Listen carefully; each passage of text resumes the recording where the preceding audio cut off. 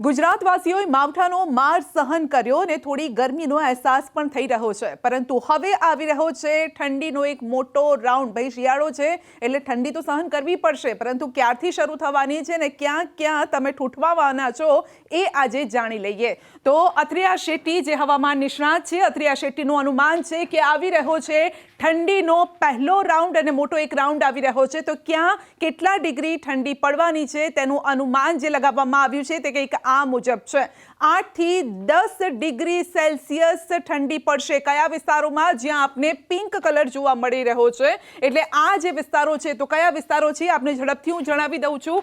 ઉત્તર અને ખાસ કરીને કચ્છના એ વિસ્તારોથી લઈ લઈએ તો અહીંયા રાપર છે, ધોલાવીરા છે, ખાવડા છે, આ વિસ્તારો, આ સાથે જ સાંતલપુર, થરાદ, ડીસા, પાલનપુર, અમીરગઢ, પાટણ, ખેરાલુ, આ સાથે મહેસાણા, હિંમતનગર, મોડાસા, મહીસાગર, ગોધરા અને ચોટીલાની આસપાસનો પણ થોડોક વિસ્તાર છે। તો આ એવા વિસ્તારો છે કે જ્યાં ઠંડી વધારે, છોટાઉદેપુર, માફ કરશો, ચોટીલાની છોટાઉદેપુરમાં ઠંડીનો એક મોટો રાઉન્ડ આવી રહ્યો છે। તો મોરબીમાં પણ વધારે ઠંડી પડવાની છે, રાજકોટ, અમરેલી, આ નાના નાના એક ડોટ આપને જોવા મળશે। તો આ વિસ્તારોમાં પણ ઠંડી વધારે પડવાની છે। ઉપલેટામાં પણ અને જૂનાગઢમાં પણ ઠંડીનો એક સુપર રાઉન્ડ આવી રહ્યો છે।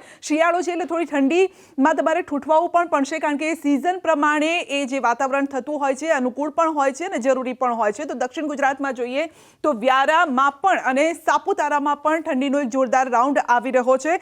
ખાસ કરીને 7 તારીખથી 14 નવેમ્બર એટલે કે નવેમ્બરનું બીજું અઠવાડિયું જે છે એ વધારે ઠંડુ રહેવાનું છે। આ જ્યાં પિંક સ્પોટ આપને જોવા મળી રહ્યા છે, આ એવા વિસ્તારો છે કે જ્યાં 8 થી 10 ડિગ્રી સેલ્સિયસ ઠંડી પડવાની છે। એટલે સામાન્ય જે ઠંડી હોય છે એના કરતાં વધારે ઠંડી આપણને શરૂઆતના રાઉન્ડમાં જ જોવા મળવાની છે। હવે જ્યાં આપણને આ બ્લુ કલર જોવા મળી રહ્યો છે ત્યાં કેટલી ઠંડી પડશે? તો 10 થી 12 ડિગ્રી સેલ્સિયસ જ્યાં બ્લુ કલર જોવા મળી રહ્યો છે, એટલે ઘાટો જે બ્લુ કલર જ્યાં આપને જોવા મળી રહ્યો છે એ એવા વિસ્તારો છે કે જ્યાં ઠંડી કેટલી હશે? તો 10 થી 12 ડિગ્રી સેલ્સિયસ અહીંયા ઠંડી પડવાની છે। એમાં સૌરાષ્ટ્રનો કેટલાક વિસ્તાર છે, એટલે કે જૂનાગઢની આસપાસનો વિસ્તાર, ઉપલેટાની આસપાસનો વિસ્તાર, અમરેલી જિલ્લામાં પણ, એટલે અમરેલી મુખ્ય જે સ્પોટ છે એને બાદ કરતાં બાકીનો જે વિસ્તાર છે ત્યાં, એટલી રાજકોટમાં પણ આસપાસનો વિસ્તાર છે ત્યાંથી પણ 10 થી 12 ડિગ્રી સેલ્સિયસ અહીંયા પણ ઠંડી પડવાની છે। એટલે કે આ એવા જિલ્લાઓ છે જ્યાં 12 ડિગ્રી સેલ્સિયસ તાપમાન જવાનું છે। એમાં મધ્ય ગુજરાતનો પણ ગાંધીનગર અને અમદાવાદ ગ્રામ્ય શહેરનો થોડો વિસ્તાર પણ આવી ગયો, આ સાથે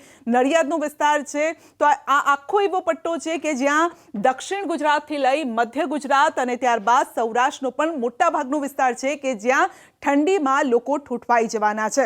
આ સાથે જે આસમાની કલર જોવા મળી રહ્યો છે જ્યાં 12 થી 14 ડિગ્રી સેલ્સિયસ તાપમાન જવાનું છે। હવે આસમાની કલરનો આ પટ્ટો જોઈ લો, ભુજ છે, આ સાથે ગાંધીધામની આસપાસનો પણ વિસ્તાર છે કે જ્યાં એટલું તાપમાન રહેવાનું છે। અહીંયા દ્રોલ, જામનગરની આસપાસનો જે વિસ્તાર છે ત્યાં પણ એટલું તાપમાન રહી શકે છે।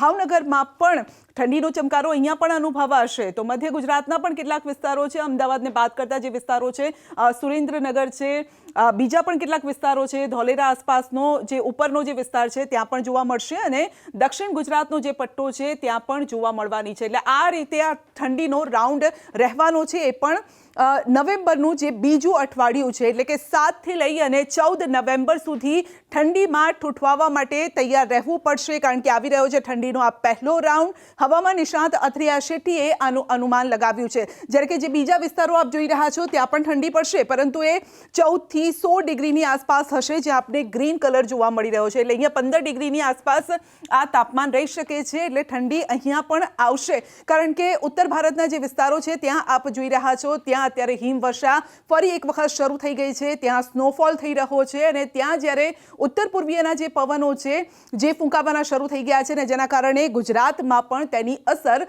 જોવા મળવાની છે। માટે કહીએ છીએ ઠંડી માટે તૈયાર રહેજો।